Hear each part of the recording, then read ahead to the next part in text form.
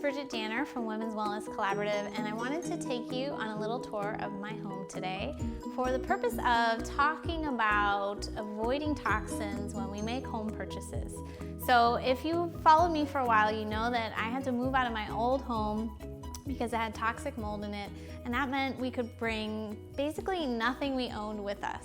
So we had to make a lot of purchases, and I know that one concern people have when they're trying to reduce toxins in their home is the expense of it. And I can tell you that it really wasn't that expensive to furnish our home with new stuff that was green. So here we go. I'll tell you where I did a good job and where I maybe didn't do as good of a job.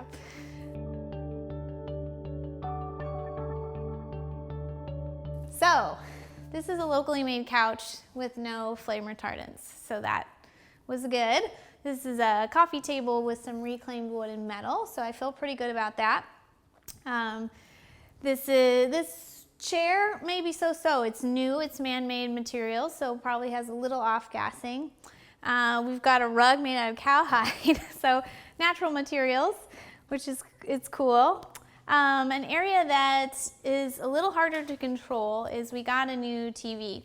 So your electronics will house a lot of mold. We had to get new electronics, and a new TV will off gas and have some heavy metals associated with it. So it was sort of like a little bit of a tough call on that one. If you bought it used, it would be a little bit cleaner, so to speak.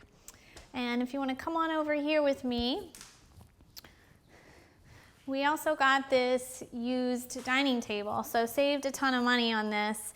And some of it is hardwood, and some of it is particle board or laminate. Those things, you know, they're more processed and usually more toxic. But since this table is so old, it's not really off-gassing anymore. So it's a great way to save on toxins by just getting used stuff. And next I'll take you upstairs and show you some purchases I did in the bathroom and the bedroom.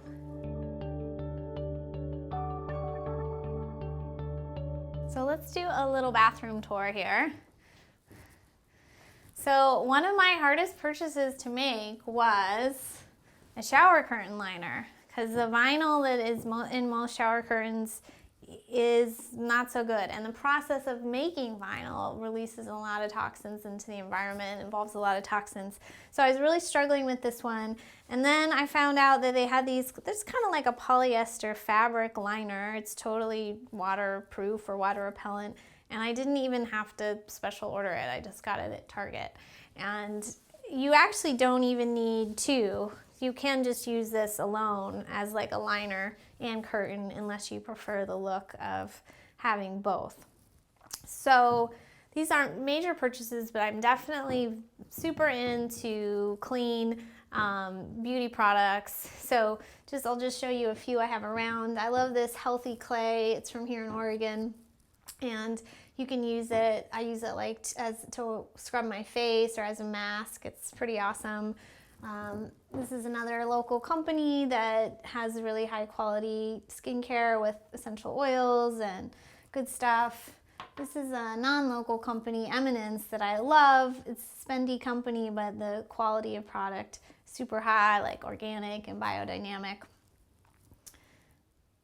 So I'll show you a couple things I had in the bathroom. Some I did well on, some not. This is like a conditioner by Doterra. This is a product we've talked about on the podcast from this company, The Cream, that's made from colostrum and super clean product. This is one I kind of broke my rule on. This is a shampoo my hairdresser recommended that brightens your highlights, but it has fragrance in it.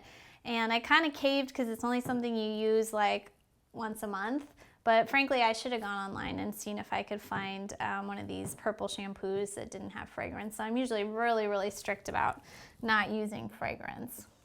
Let me take you over to the bedroom and show you a couple things in there.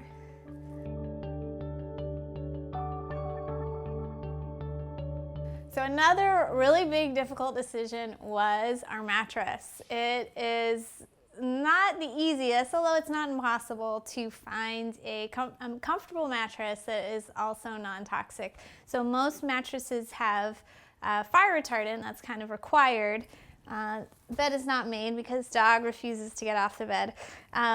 So most mattresses have a flame retardant, but those can be from a natural material or a removable material. So the first mattress we bought was from a company called Level Sleep, and it was an organic kind of foam thing, but it had different layers of support, like more support for your back versus your heavy hips. And my husband and I decided it wasn't a total fit for us, but we still have one in my son's room. So Level Sleep is that company. And then the second mattress we bought is from a company called Plush Beds, and it has more of like a spring with a foam top. But then we were feeling like it was like a little bit too firm, so then I called them back and got like this natural latex foam topper. It's been like a whole ordeal, like with all the various mattresses we've had, but I've stuck to my guns and keep looking for natural materials. So I do like Plush Beds and Level Sleep are two options you could check out. We did have to get a new bed frame. It didn't have any flame retardants, which is good, but it is new materials, so might be doing a little off-gassing. For another bed, we bought a metal frame and one that's wood, so there's different options, you know, to find more natural materials. So that's mainly what I wanted to show you up here. Let's go down in the kitchen and talk about cookingware. Kitchen is one of the toughest areas to figure out for people. There's a lot of decisions to be made, and we definitely don't want to be ingesting more toxins. So there's a few solutions we came up with. We have this new Berkey water filter that I really love. It's great for like if you're a renter or you don't want to invest or like have the wherewithal to put in a system in your home. So we're renting right now. So we have this Berkey, and you just pour the tap water on top. It slowly filters down.